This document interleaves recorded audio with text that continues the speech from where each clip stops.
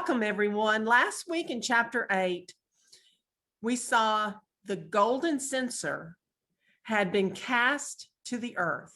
The great tribulation would follow. The time frame would be 42 months. The first 4 trumpets sounded. Hell and fire mixed with blood. One third of the trees burned, and all the grass. That would not make for a very pretty scene. We read of a great mountain hitting the sea, and 1/3 of the sea became blood. 1/3 of the sea creatures died. 1/3 of the ships were destroyed. Then wormwood star hits 1/3 of the rivers and fountains, causing bitter water, and many died. After that, 1/3 of the sun was struck, and 1/3 of the moon, and 1/3 of the stars, so that 1/3 of them were darkened, and 1/3 of the day did not shine, and likewise the night. Therefore, apparently, 1/3 is a pretty important number. So tonight we are going to look at the last 3 trumpets. The 5th, 6th, and 7th trumpet, which brings forth the 3 woes. The 3 woes will span from chapters 9 through 11, with even more detail given in chapters 12 through 14. And then after that, in chapter 15, we will see the 7 bowls of wrath. So we're first going to look at the first woe of the 5th messenger. And Bill, if you could read Revelation 9:1 through Revelation 9:6. And the 5th messenger sounded, and I saw a star from the heaven which had fallen to the earth, and the key to the pit of the deep was given him.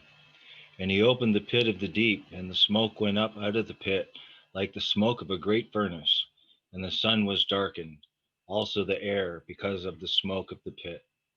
And out of the smoke locusts came up upon the earth, and authority was given to them, as the scorpions of the earth possess authority. And it was said to them that they shall not harm the grass of the earth, or any green matter, or any tree, but only those men who do not have the seal of Elohim upon their foreheads. And it was given to them that they should not kill them, but to torture them for 5 months. And their torture was like the torture of a scorpion when it stings a man. And in those days men shall seek death and shall not find it, and they shall long to die, but death shall flee from them.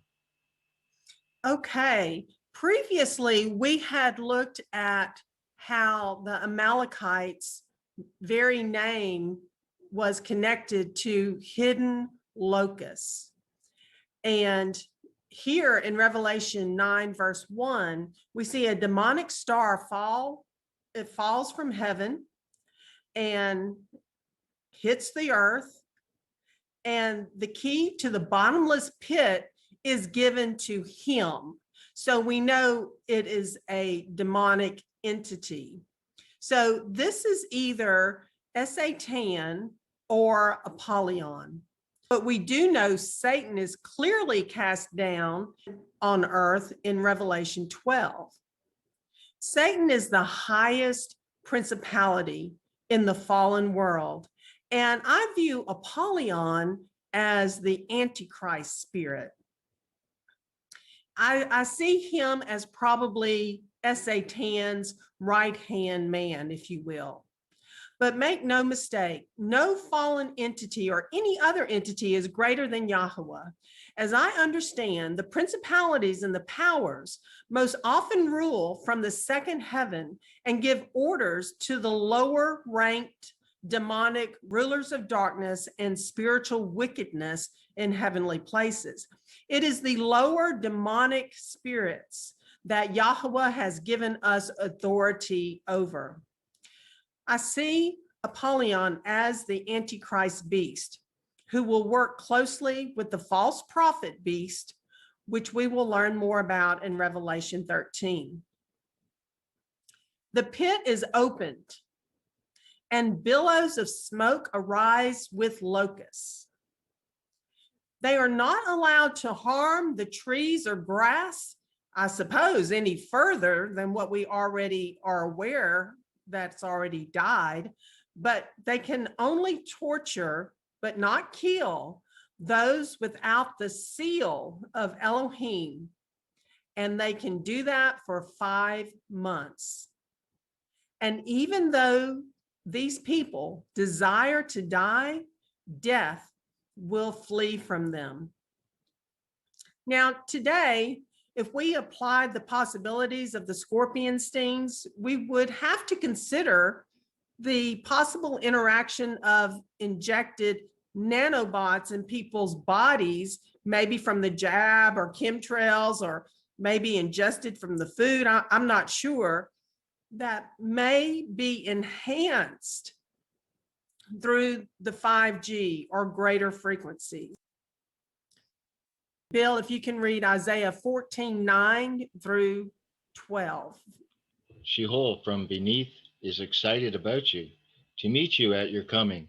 It stirs up the dead for you, all the chief ones of the earth. It has raised up from their thrones all the sovereigns of the nations. All of them respect and say to you, have you also become as weak as we? Have you become like us?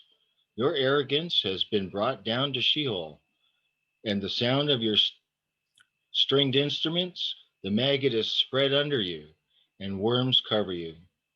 How you have fallen from the heavens, O Hallel, son of the morning. You have been cut down to the ground, you who laid low the nations. So isn't it interesting how we pondered about wormwood also being connected to Satan being cast out of heaven? I thought that was very interesting when we read in verse 11, where the maggot is spread under you and worms cover you. We read about the 144,000 being sealed in Revelation 7. And again, their sealing is mentioned in Revelation chapter 9, verse 4. And they are also seen with Yahusha on Mount Zion in Revelation chapter 14, verse 1. So, Bill, if you would read those 3 verses there. Saying, do not harm the earth, nor the sea, nor the trees, until we have sealed the servants of our Elohim upon their foreheads.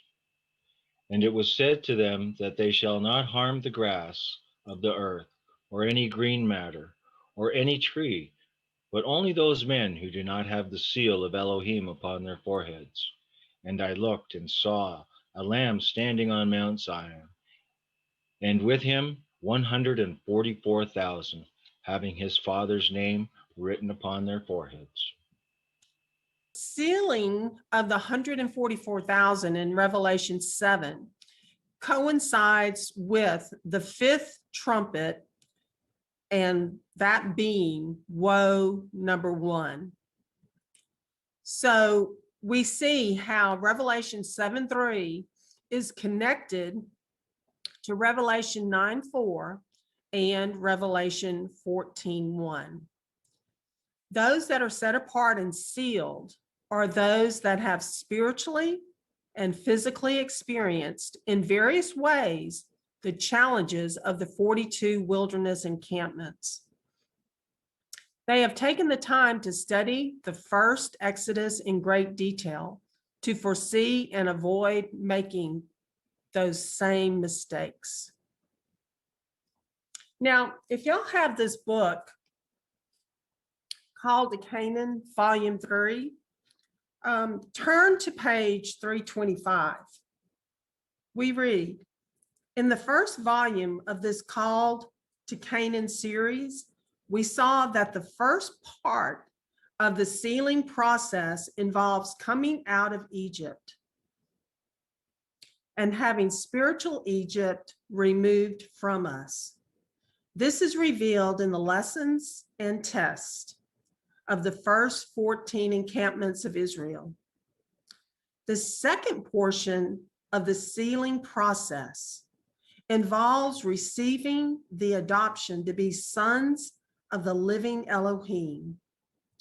This choosing process is a baptism by fire, the refiner's fire, in which every needful thing will be challenged in order for Yahuwah to be reign supreme in our souls.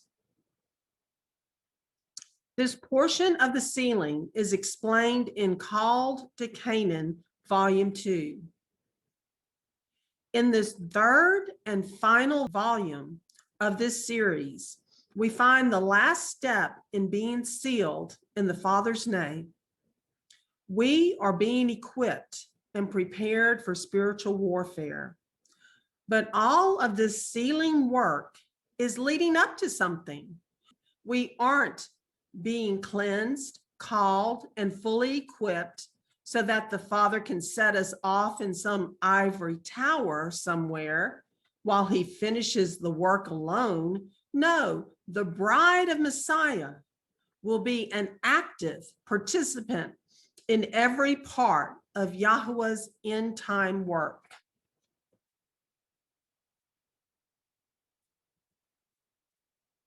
We continue now with this fifth trumpet, which is the first woe. We can only speculate about these locusts, but one thing we know for sure, they are demonically driven.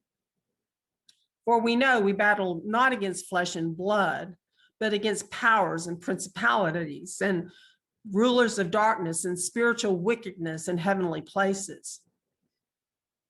So these locusts have been imagined to possibly be helicopters, or they could be drones nowadays, or other AI-controlled entities.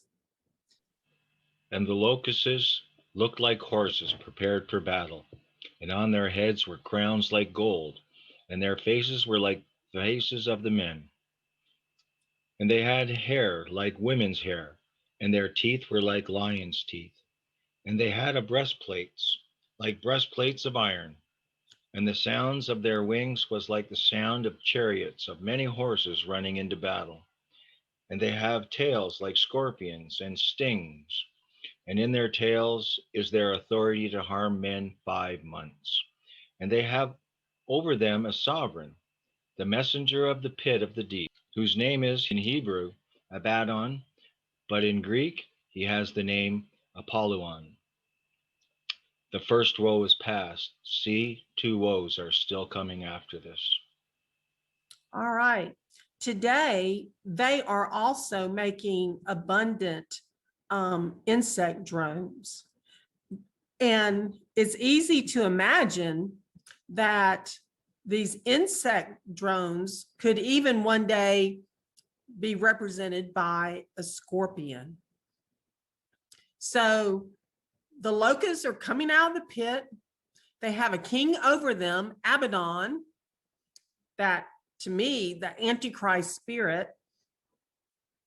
And so this is that first woe that passes. That key to the bottomless pit has just bellowed out all this smoke and all these locusts. And yes, the great tribulation has begun. Now, as we look at these messengers blowing the 5th, 6th, and 7th trumpet, I also want us to ponder the connection possibly to the 3 messenger angels in Revelation 14. Because if you read the sequence of events, they are almost identical to what we are studying tonight. So in Revelation 14, 6 and 7, please.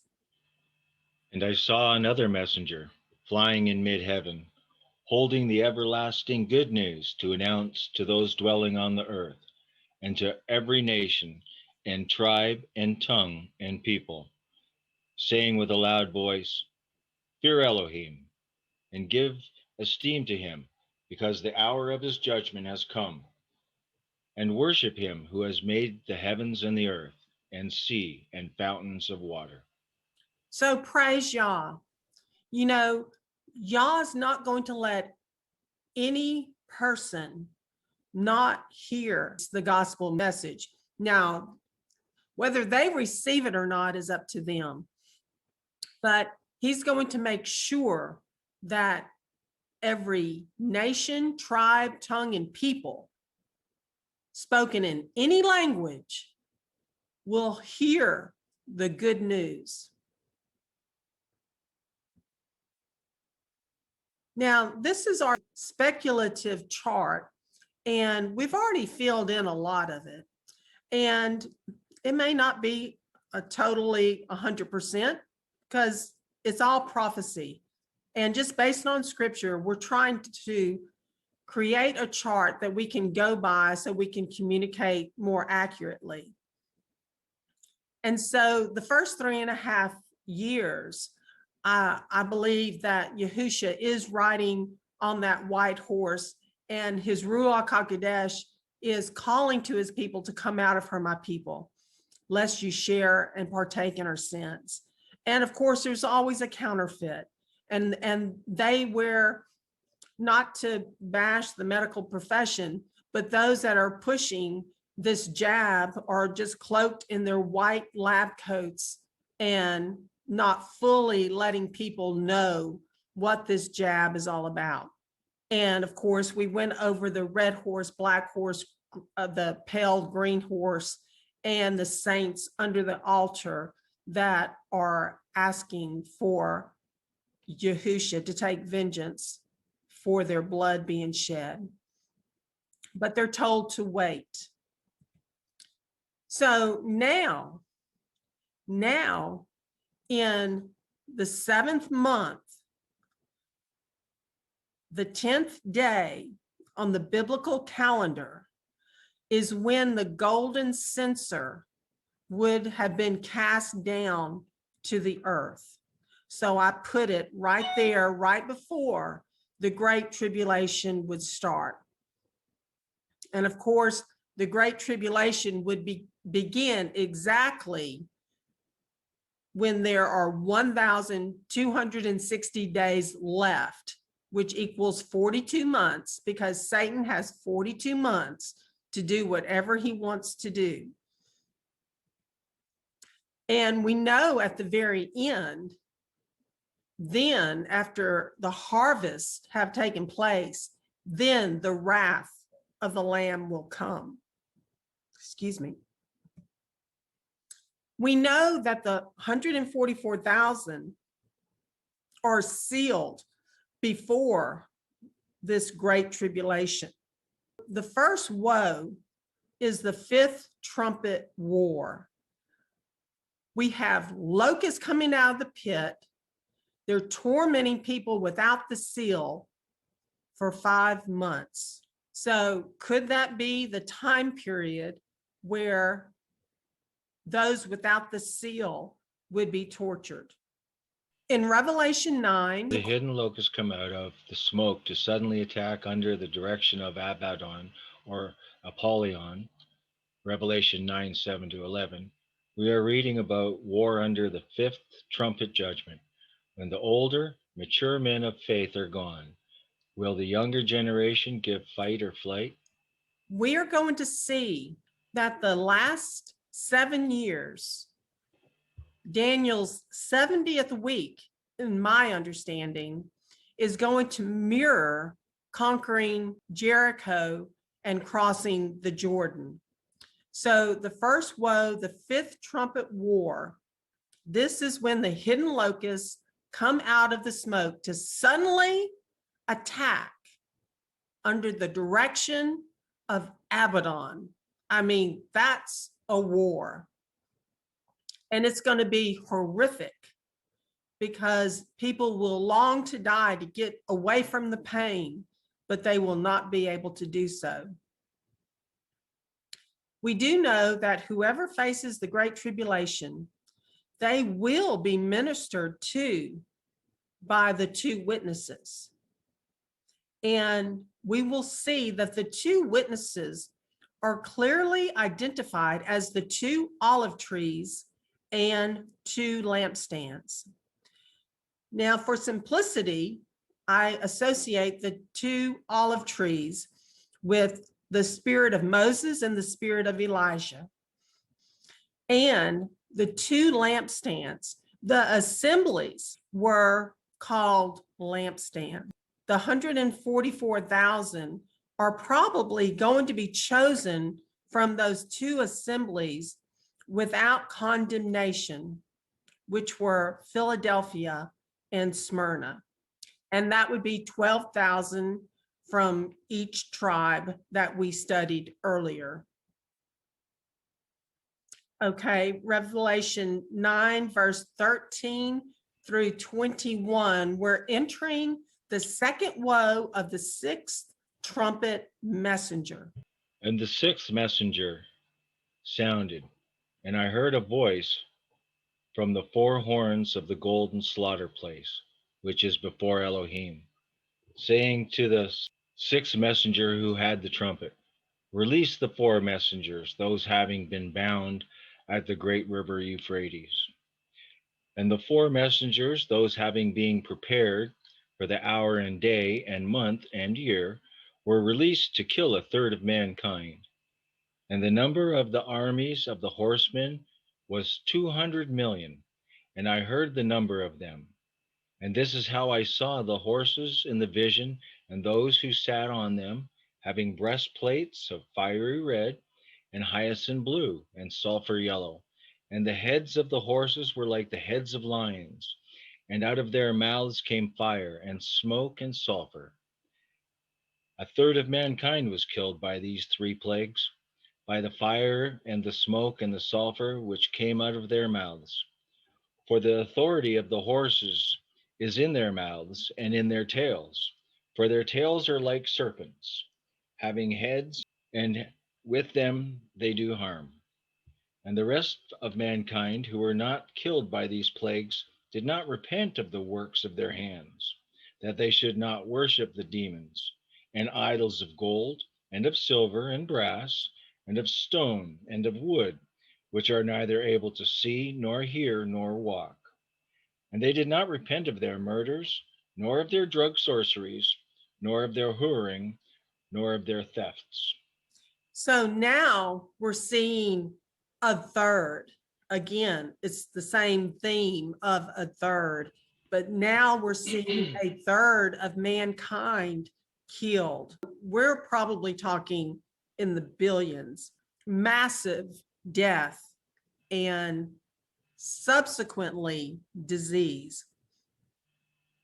So these four spirits that had been bound at the river Euphrates may very well have been associated with the spirits behind Babylon, Medo-Persia, Greece, and Rome. We know Michael, Archangel Michael, helped Gabriel battle against the prince of Persia in Daniel chapter 10, verse 13. Prince means principality. Principalities and powers rule over nations. Again, nowadays, we are inundated with technology that can send up millions of small drones and control them precisely, even as far as to making holograms in the skies, such as the dragon pictured in your right lower hand corner. Thus, the name Space Force makes more sense. So tech comes in all different shapes and sizes, such as four-legged drones, or they could even involve 200 million transhuman super soldiers, a killing force.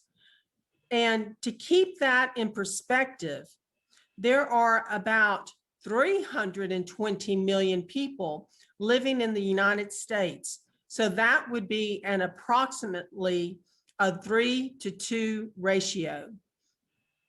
So here again, we have a third of mankind killed. And the description of the enemy is rather bizarre. But like I said, it could be drones.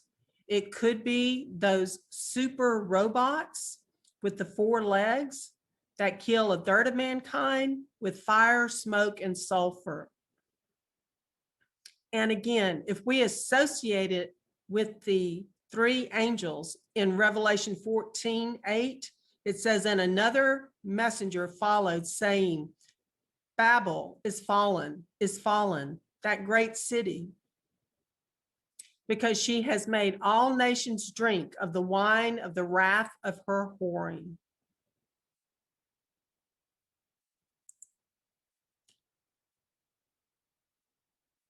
So 200 million.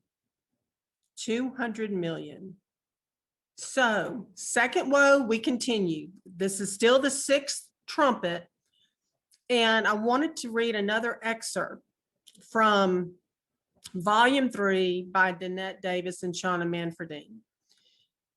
Quote, after final Israel is sealed in Yahweh's name, and they emphasize that this is a process which encompasses the testing and experiences of the 42 encampments of Israel as detailed in this Called to Canaan series. It's an excellent series. And if you haven't got the 3 volumes, I would highly recommend it. So after final Israel is sealed in Yahweh's name, the people of Yahweh will go to war against Babylon. The future fall of Babylon is foreshadowed in the fall of Jericho long ago. For this reason, we will now address the prophetic parallels in Israel's conquest of Jericho, with special focus on the ultimate overthrow of Babylon. Joshua chapter 6, verse 1 through 6, please. And Jericho was shut up tight because of the presence of the sons of Israel, not going out and none coming in. And Yahweh said to Yahusha, see, I have given Jericho and its sovereign, mighty brave men into your hand, and you shall go around the city, all the men of battle going around the city once. Do this for 6 days, and let 7 priests bear 7 shofarot of the Yobelim before the ark, and on the 7th day go around the city 7 times, while the priests blow with the shofarot. And it shall be when they make a long blast with the horn of Yobel, and when you hear the voice of the shofar, that all the people shout with a great sound, and the wall of the city shall fall down flat, and the people shall go up every man straight before him. And Yehoshua, son of Nun, called the priests and said to them, take up the ark of the covenant, and let 7 priests bear 7 shofarot of Yobelim before the ark of Yahweh. All right.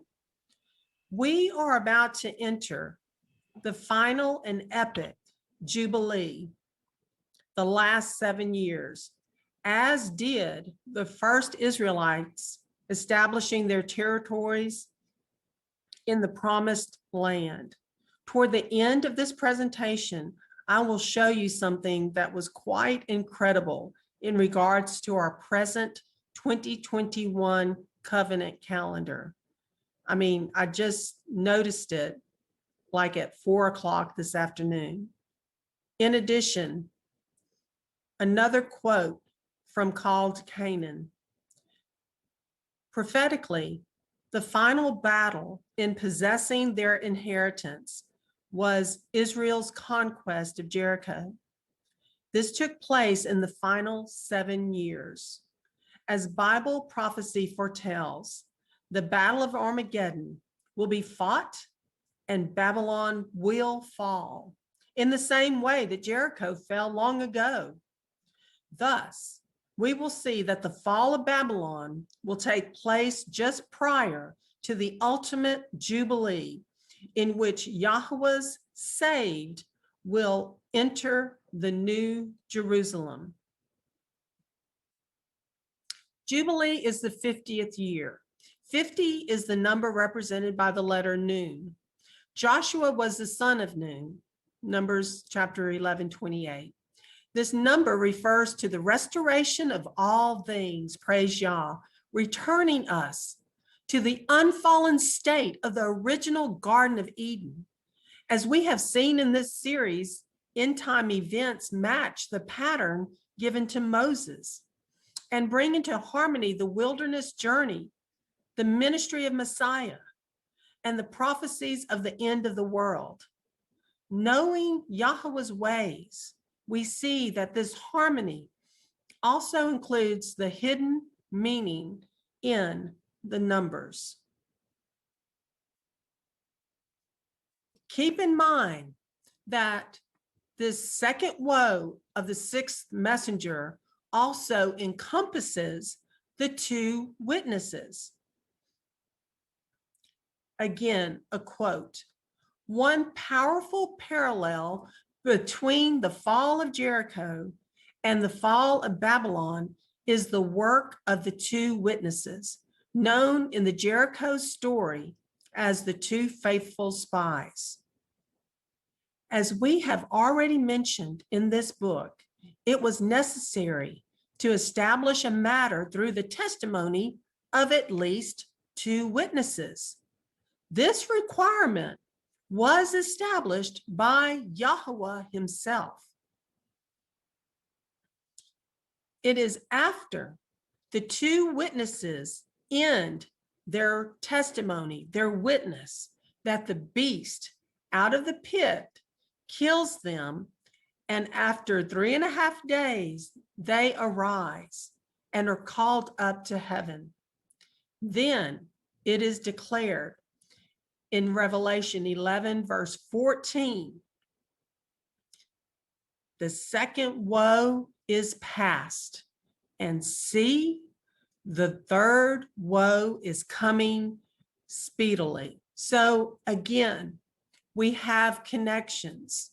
This one with the second woe is the sixth trump, and it's connected to Revelation chapter 9, verse 13 through 17, and also Revelation 11, verse 1 through 14. Now we're going to be reading about the two witnesses, but keep in mind, this is still under the sixth trumpet messenger, and this is still part of the second woe. And a reed like a measuring rod was given to me, and the messenger stood, saying, rise and measure the dwelling place of Elohim, and the slaughter place, and those worshiping in it. But cast out the court which is outside the dwelling place, and do not measure it, for it has been given to the nations, and they shall trample the set apart city under foot for 42 months. And I shall give unto my two witnesses 1,260 days clad in sackcloth. These are the two olive trees and the two lampstands that are standing before the Elohim of the earth. And if anyone wishes to harm them, fire comes out of their mouth and consumes their enemies. And if anyone wishes to harm them, he has to be killed in that way. These possess authority to shut the heavens, so that no rain falls in the days of their prophecy. And they possess authority over waters to turn them to blood, and to smite the earth with all plagues as often as they wish. So when it spoke of using the measuring rod and to measure those in the dwelling place and the slaughter place and those worshiping in it, that's also a way to say that the people were having their faithfulness, if you will, measured. But outside the dwelling place, the nations would trample that area for 42 months. So the two witnesses will prophesy for 1,260 days, and possess the abilities of Moses and Elijah, such as shutting the heaven up so that no rain falls in the days of their prophecy, or they will have the authority over waters to turn them to blood, or to smite the earth with all plagues as often as they wish. In these verses, the two witnesses are clearly identified because they're spoken of in Revelation 11, verse 3, and I shall give unto my two witnesses. Then in Revelation 11, verse 4, they are defined. Who were the two witnesses? They are the two olive trees and the two lampstands. The two olive trees, I see them as reflecting the spirit of Moses and Elijah. Just like John the Immerser worked under the spirit of Elijah in his ministry. So it could be something like that. And then the two lampstands are more than likely the assemblies of Philadelphia and Smyrna. And they would work alongside the two olive trees. Revelation 11:7. And when they have ended their witness, the beast coming up out of the pit of the deep shall fight against them, and overcome them, and kill them. And their dead bodies lie in the street of the great city, which spiritually is called Sodom and Mitzrayim, where also our master was impaled. And some of the peoples and tribes and tongues and nations see their dead bodies for 3.5 days, and not allow their dead bodies to be placed in tombs. And those dwelling on the earth rejoice over them and exult, and they shall send gifts to each other, because these two prophets tortured those dwelling on the earth. And after the 3.5 days, a spirit of life from Elohim entered into them, and they stood upon their feet, and great fear fell on those who saw them. And they heard a loud voice from the heavens saying to them, "Come up here." And they went up into the heaven in a cloud, and their enemies saw them. And in that hour there came to be a great earthquake, and 1/10 of the city fell. And in the earthquake 7,000 men were killed, the Elohim of heaven. The second woe was past, and see, the third woe was coming speedily. Okay, so we know where this location is. That's identified in verse 8, where it reads, "And their bodies lie in the street of the great city, which spiritually is called Sodom and Mitzrayim, where also our master was impaled." So we are talking about the great city of Jerusalem. And they are raised back to life after 3.5 days. And they stood up upon their feet, and great fear fell on those who saw them. And here we have a catching away, if you will, because they heard a loud voice from the heaven saying to them, "Come up here." And they went up into the heaven in a cloud, and their enemies saw them. And in that hour, there came to be a great earthquake, and 1/10 of the city fell. And in the earthquake, 7,000 men were killed, and the rest became afraid and gave esteem to the Elohim of the heaven. If this is talking about the two witnesses also being inclusive of the two lampstands, then that possibly could be a rather large catching away. But at the same time, it may just be focusing on the two olive trees, which could be two individuals functioning in the spirit of Elijah and Moses. So what would a local newspaper look like? Something like a headline, Nations Trampled 42 Months. Earthquake hits Jerusalem. 1/10 of the city falls.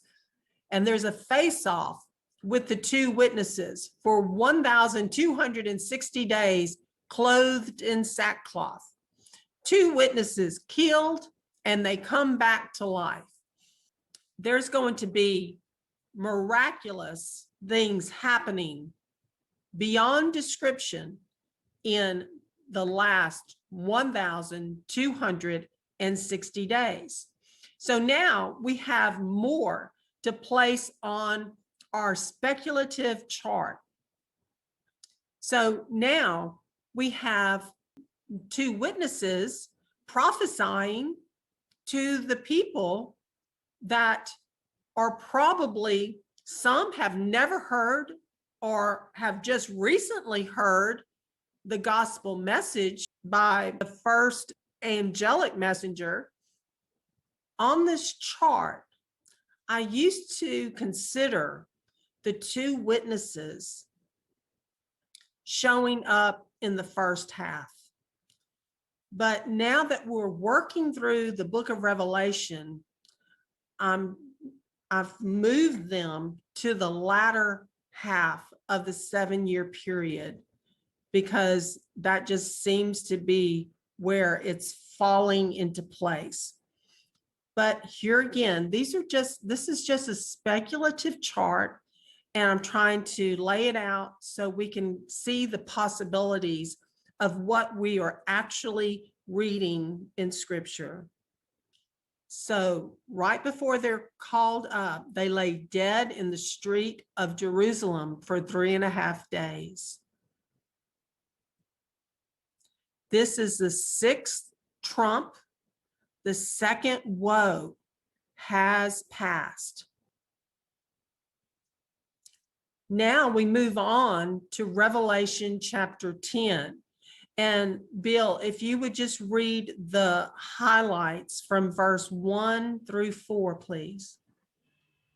And I saw another strong messenger coming down from the heaven, robed in a cloud, and a rainbow on his head, and his face was like the sun, and his feet like columns of fire, and having in his hand a little book opened. And he placed his right foot on the sea, and his left foot on the land, and cried with a loud voice, as when a lion roars. And when he cried out, 7 thunders spoke their sounds.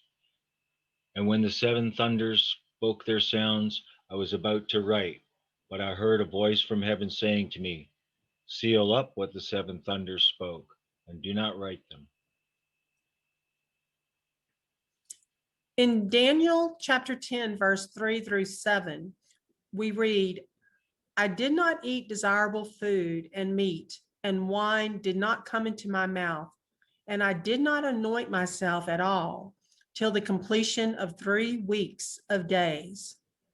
And on the 24th day of the first new month, while I was by the side of the great river that is Hiddekel, then I lifted my eyes and looked and saw a certain man dressed in linen, whose loins were girded with gold of Uphaz, and his body was like beryl, and his face like the appearance of lightning, and his eyes like torches of fire, and his arms and feet like polished bronze in appearance, and the sound of his words like the sound of a crowd. And I, Daniel, alone saw the vision, for the men who were with me did not see the vision, but a great trembling fell upon them, and they ran away to hide themselves. We see similar descriptions of this strong messenger in Revelation 10 and in Daniel 10. Also, we read similar descriptions in Revelation chapter 1, 13 through 15, Bill. And in the midst of the 7 lamps, one like the son of Adam, dressed in a robe down to the feet and girded about the chest with a golden band, and his head and hair were white as wool, as snow, and his eyes as a flame of fire, and his feet like burnished brass, as if refined in a furnace, and his voice as the sound of many waters. Now, we have the rainbow over his head. So I'm cross-referencing Genesis chapter 9, verses 11 through 17, Bill. And I shall establish my covenant with you, and never again is all flesh cut off by the waters of the flood, and never again is there a flood to destroy the earth. And Elohim said, This is the sign of the covenant which I make between me and you, and every living being that is with you, for all generations to come. I shall set my rainbow in the cloud, and it shall be for a sign, for the sign of the covenant between me and the earth. And it shall be, when I bring a cloud over the earth, that the rainbow shall be seen in the cloud. And I shall remember my covenant, which is between me and you, and every living being of all flesh, and never again let the waters become a flood to destroy all flesh. And the rainbow shall be in the cloud, and I shall see it, to remember the everlasting covenant between Elohim and every living being of all flesh that is on the earth. And Elohim said to Noah, This is the sign of the covenant which I have established between me and all flesh that is on the earth. So he is going to fulfill his covenant with us. He doesn't want us to have any doubt. He is the one that holds the scroll with 7 seals, the very deed to his people, his creation, and to the land, the promised land. The highlighted area, Bill. Revelation 10:6. And swore by him who lives forever and ever, who created the heaven and what is in it, and the earth and what is in it, and the sea and what is in it, that there shall be no further delay. But in the days of the sounding of the 7th messenger, when he is about to sound, the secret of Elohim shall also be ended, as he declared to his servants the prophets. And the voice which I heard out of the heavens spoke to me again and said, Go take the little book which is opened in the hand of the messenger standing on the sea and on the earth. All right. Now, that's real important, that last thing that Bill read about go take the little book or the scroll, which is opened in the hand of the messenger standing on the sea and on the earth. So if it's opened, it's no longer sealed. In Daniel 12, verse 7 through 9, please. And I heard the man dressed in linen, who was above the waters of the river, and he held up his right hand and his left hand to the heavens, and swore by him who lives forever, that it would be for an appointed time, appointed times, and a half a time. And when they have ended scattering the power of the set apart people, then all these shall be completed. And I heard, but I did not understand. So I said, My master, what is the latter end of these matters? And he said, Go, Daniel, for the words are hidden and sealed up till the time of the end. Okay, so the words were sealed and they remained sealed until the time of the end. And when is the time of the end? It was defined in verse 7 that it would be for an appointed time, appointed times, and a half a time. That's 3.5 years. So this is all would be revealed during the great tribulation of the last 3.5 years. The words were hidden in Daniel 12, verse 9. He said, Daniel, for the words are hidden and sealed till the time of the end. But down below in Revelation chapter 10, verse 8, we read, and the voice which I heard out of the heavens spoke to me again and said, go take the little book which is opened in the hand of the messenger standing on the sea and on the earth. We also see verse 6 cross-reference to Exodus chapter 20, verse 11. Bill? For in 6 days Yahweh made the heavens and the earth, the sea, and all that is in them, and rested the seventh day. Therefore Yahweh blessed the Sabbath day, and set it apart. Okay, so Revelation 10:6 connects us to the 6 days of creation and the seventh day Sabbath rest. Now, I understand there's different viewpoints on this, but how I see this is that this is a microcosm picture, if you will, of the 6 millenniums. We are right at the turn of the 6th millennium into the 7th millennium of rest. And it is stated that there would be no further delay. Okay, so we already read Daniel 12, verse 7, that it would be for an appointed time, appointed times, and half a time. So that would be at the very end. And in Daniel 12:1, we're going to read about the archangel Michael, because we want to keep in mind that this very strong angel in Revelation 10 has many characteristics as one like the Son of Man. But we cannot forget also that some of those characteristics kind of resemble the archangel Michael. And we know that the archangel Michael will stand at the beginning of the last 3.5 year time frame.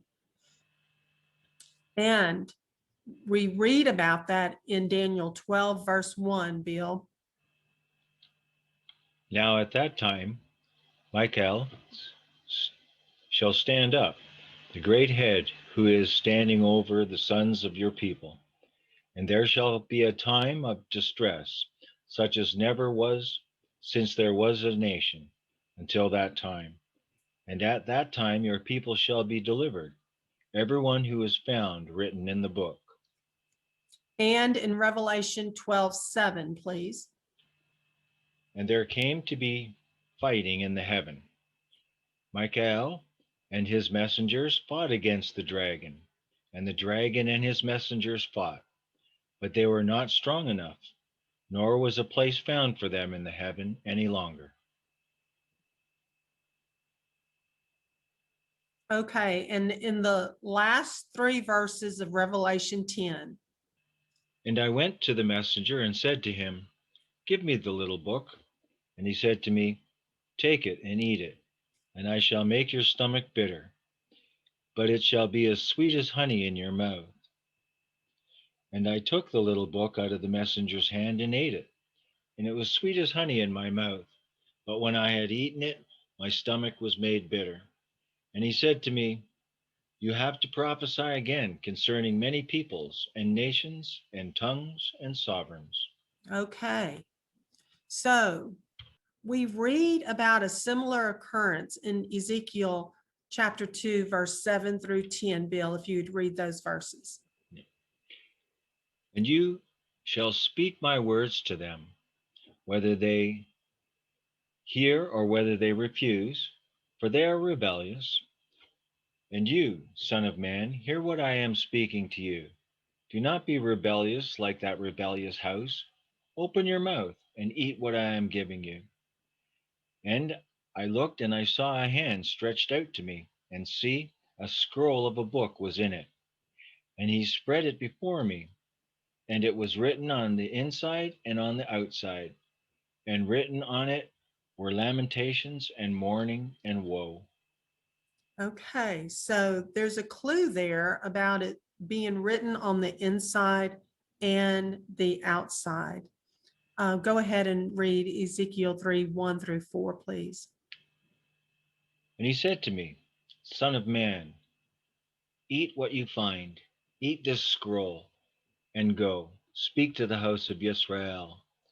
And I opened my mouth, and he fed me the scroll. And he said to me, Son of man, feed your stomach, and fill your stomach with the scroll that I am giving. And I ate it, and it was as sweet as honey in my mouth. And he said to me, Son of man, go to the house of Israel, and you shall speak to them with my words. Okay, so Ezekiel was given the command to go and prophesy to the house of Israel. He too was told to eat the scroll, meaning receive the knowledge that's in this scroll and go prophesy to my people. And we just saw in Revelation 10 and 11, when John the Revelator ate the scroll, it was sweet as well to his mouth, but it was bitter in his stomach. And he was told, you have to prophesy again concerning many peoples and nations and tongues and sovereigns. So Ezekiel prophesied during his time. Now, John the Revelator has eaten that scroll. He's received that knowledge and understanding. And now, when he's released from the Isle of Patmos and he goes to the seven assemblies, and from there, he is still prophesying through the book of Revelation with all that he recorded to us. So that's what Revelation 10:11 is saying. And he said to me, you have to prophesy again concerning many peoples and nations and tongues and sovereigns, kings. And in Revelation chapter 5:1, it reads, and I saw in the right hand of him who sat on the throne a scroll written where? On the inside and on the back, having been sealed with 7 seals. That scroll is so very important and intricately woven throughout his whole word. It was all about him being the only one worthy to open the scroll, to be our kinsman redeemer of every tongue, tribe, people, and nation, to redeem all creation. All creation moans, waiting for him to redeem them and to redeem the land, the promised land. So Ezekiel spoke Yahweh's word, and now John the Revelator was to again prophesy.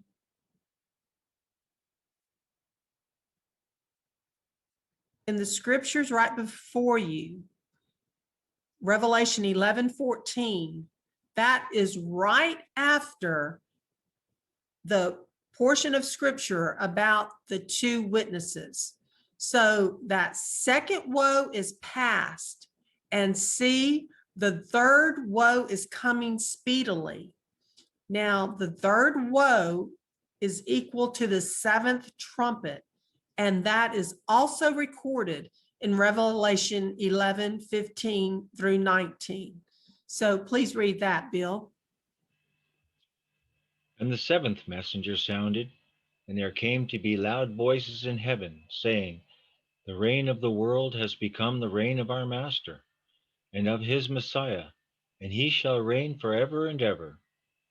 And the 24 elders sitting before Elohim on their thrones fell on their faces and worshipped Elohim, saying, We give you thanks, O Yahweh El Shaddai, the one who is, and the one who was, and the one who is coming, because you have taken your great power and reigned. And the nations were enraged, and your wrath has come, and the time of the dead to be judged, and to give the reward of your servants, the prophets, and to the set apart ones, and to those who fear your name, small and great, and to destroy those who destroy the earth. And the dwelling place of Elohim was opened in the heavens, and the ark of his covenant was seen in his dwelling place.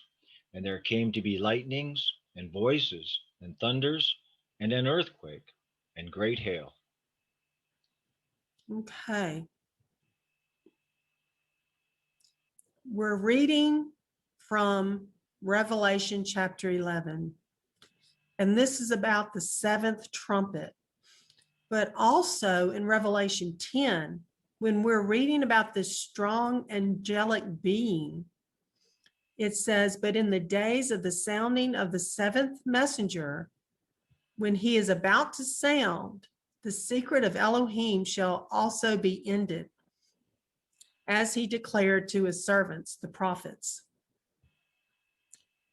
So some people put chapter 10 in with the sixth trumpet. I'm kind of seeing that the angelic being is almost being presented right at the close of the sixth trumpet and the sounding of the seventh messenger. So I kind of leaned more towards it being more closely related to the seventh trumpet. And the other reason why I see that is because the book, the scroll was open, meaning all seven seals were broken. You know, the scroll, the little book, was opened in his hand. So that's why I put Revelation 10, the strong angelic being messenger, right there at the very beginning of that seventh trumpet. So the third woe shows us that the seventh trumpet connects to Revelation 10, verse 7 that we just read, and also Revelation chapter 11, verse 15, when we read about the seventh messenger sounding the trumpet. Now, keep in mind that the fifth, sixth, and seventh messengers blowing those trumpets also appear to be the three angel messengers in Revelation 14. You know, they could be different, but they have a lot of similarities in the timing. I'll leave that for y'all to look into further. So now we have more to add to our speculative chart. We've spoken about the two witnesses, the two olive trees, and the two lampstands, prophesying and witnessing to save as many souls as possible in those last 3.5 years. We know that the two witnesses are killed and they lay dead in the streets of Jerusalem for 3.5 days. And then they are brought back to life and called up to heaven. Now, it just says called up to heaven. It is very possible that during this time, the new city of Jerusalem may be hovering over the earth in the earth's atmosphere and is a banner, it's an ensign to all of those on the earth. And I say that because when Satan is bound for 1,000 years and then he's released, he gathers all the people in the nations during that time period, and they number as many as the sand of the sea, and they come up over the breadth of the earth to attack the city and the set apart ones. So the sixth trumpet, the second woe, has passed after the two witnesses have completed their prophesying. Then the little scroll, all 7 seals are opened. And as told Daniel, this would be for time, times, and a half a time in Daniel chapter 12, verse 7. So that powerful angelic messenger announces right there at the 7th trumpet that that time period would be for the last 3.5 years. That knowledge, that understanding. So the 7th trump, the third woe, followed speedily after the 6th trumpet, second woe. We need to remember the pattern. Prophetically, the final battle in possessing their inheritance was Israel's conquest of Jericho. This took place in the final 7 years. As Bible prophecy foretells, the Battle of Armageddon will be fought and Babylon will fall in the same way that Jericho fell long ago. Thus, we see that the fall of Babylon will take place just prior to the ultimate Jubilee, in which Yahweh's saved will enter the New Jerusalem. Now, Yahweh impressed on me to dive in to understanding more about the Jubilee. And so I'll continue to show you how this has much importance in this time period for us to understand and glean from. So what will that look like as a Jubilee is coming to a close? What does that look like? Now, a Jubilee is made up of 49 years.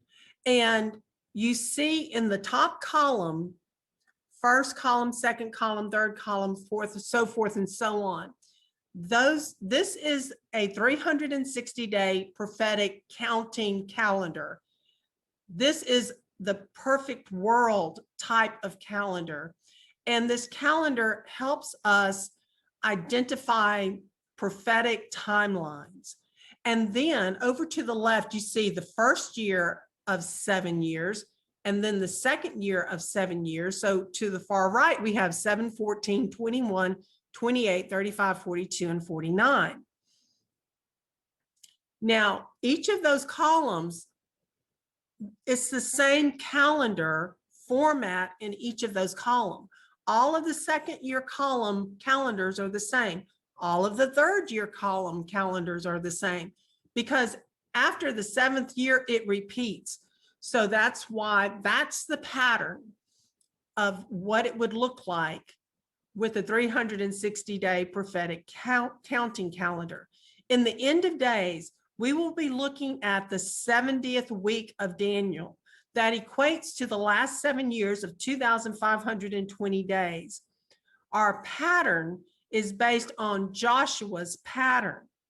Now, the last 7 years of a Jubilee, if you look at the very bottom of your screen, the one that ends with 49, the year 7 of sevens, that is a picture of the last 7 years of a Jubilee cycle. So when Joshua and the people crossed the Jordan, we read in Joshua 4:19, and the people came up from the Jordan on the 10th day of the first new month, and they camped in Gilgal on the east border of Jericho. And then in Joshua chapter 5, 10 through 12, and the children of Israel camped in Gilgal and performed the Pesach on the 14th day of the new month at evening on the desert plains of Jericho.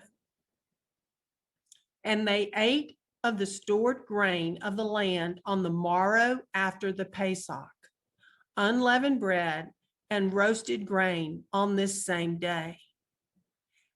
And the manna ceased on the day after they had eaten the stored grain of the land. And the children of Israel no longer had manna, but they ate the food of the land of Canaan that year. So now, some people believe that when they crossed the Jordan, that was the Jubilee. I don't see it that way. They still had 7 years to go into the promised land and continue to conquer the land and get set up before they could actually enjoy the Jubilee. That's how Shauna sees it in her book as well. So here, I think what we all can agree on, based on the covenant calendar, that this sample of the first year calendar was that of Joshua and the people crossing the Jordan and entering the promised land on the 10th day of the first new month.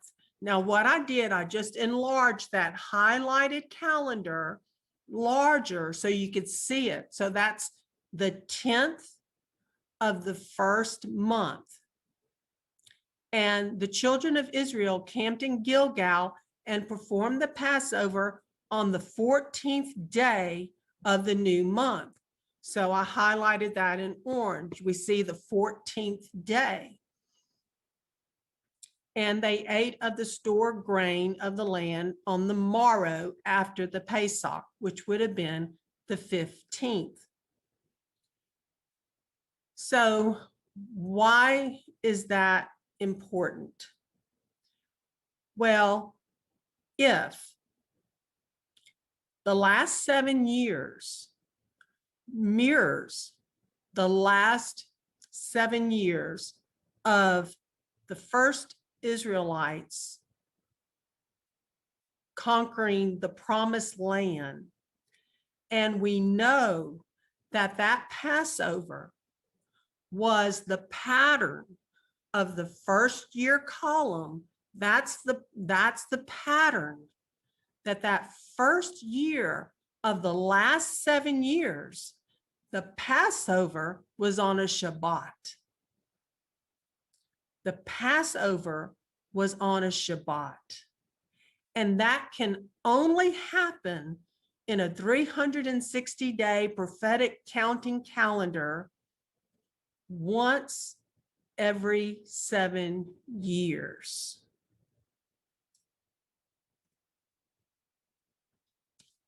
So on this particular chart,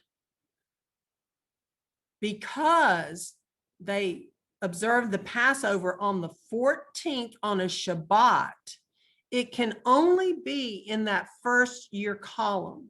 So that would have been the 43rd year of the Jubilee cycle coming to a close with those last 7 years. And the 10th day was the 3rd day of the week on a Tuesday, if you will, of the first month in the first year of the 7 of sevens. It has to be in the first year column. So why is that significant? Because this year in 2021, Passover was on a Shabbat on April 3rd, 2021. It was the same pattern, this Passover that we celebrated April 3rd was the same sequence of events as Joshua and the Israelites experienced. So what hit me today was that is 2021.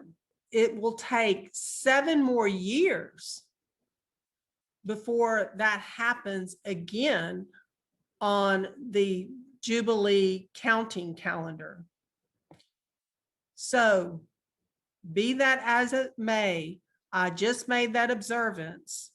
So it gives us another possible anchor point of where we are in our days, because it will take 7 more years before that happens again on the prophetic 360-day counting calendar.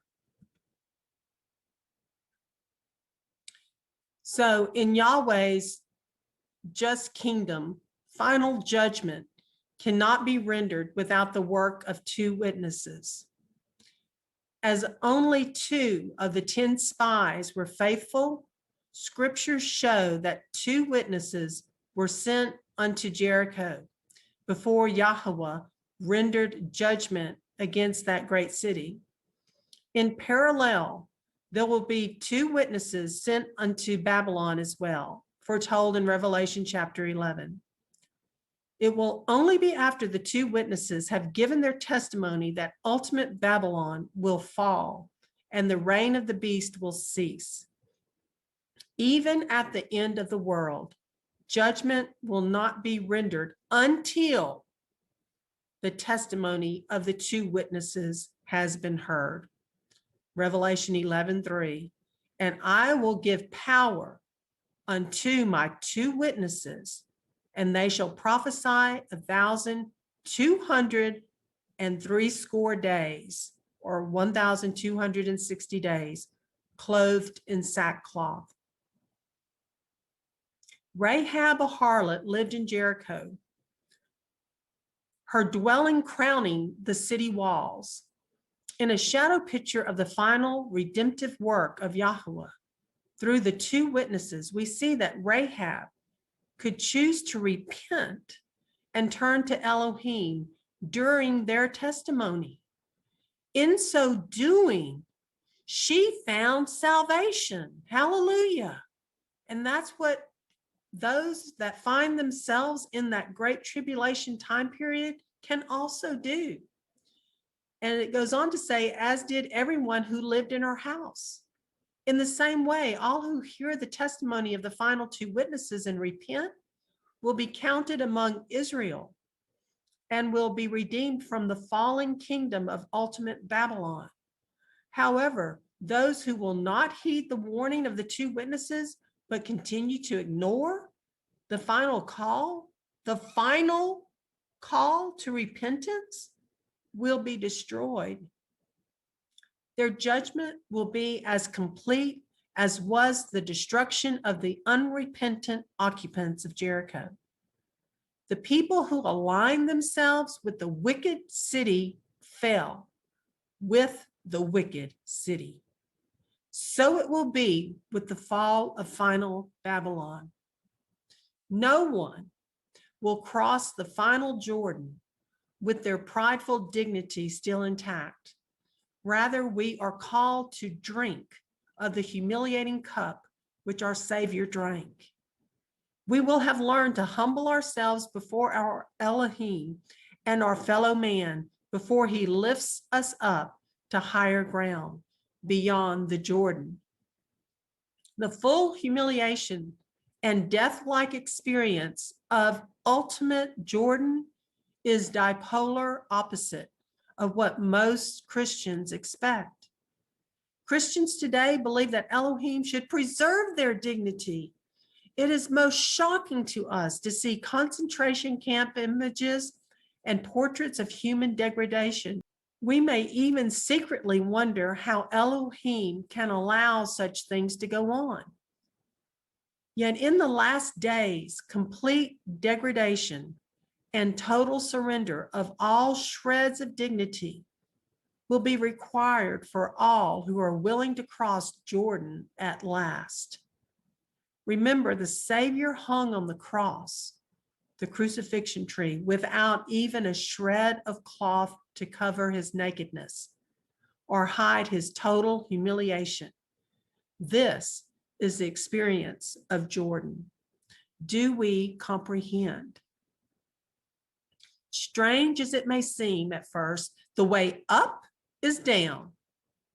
Jordan in Hebrew means to descend.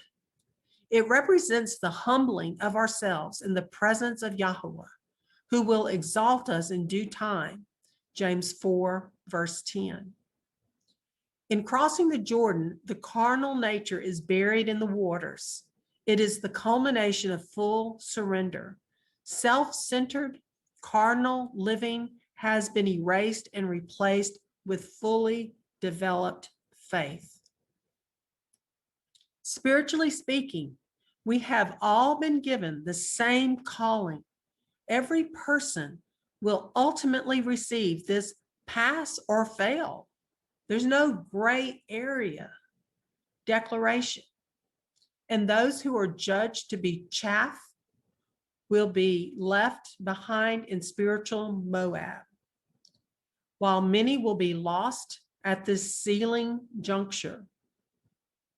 It is not Yahweh's desire for any of us to fail, but you are a chosen generation, a royal priesthood, a holy nation, a peculiar people, that you should show forth the praises of him who hath called you out of darkness into his marvelous light.